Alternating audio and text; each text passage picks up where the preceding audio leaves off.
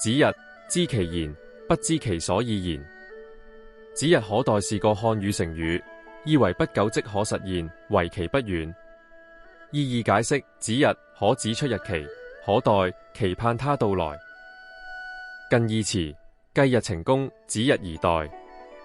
成語釋義：指日可待由指日，意為可指明日期，語可待能夠期待，構成整體語意着重對未來事物實現期限的確定性預期。該成語適用於表達對正面事物即將達成的判斷。如梁啟超在《日俄戰役關於國際法上中國之地位及各種問題》中，用例斐然成章，指日可待。文獻出處：指日可待的語意其實演變自宋代司馬光的文獻。司馬光在《乞開言路狀》中寫道：以為言路將開，下情得以上通，太平之期，指日可待也。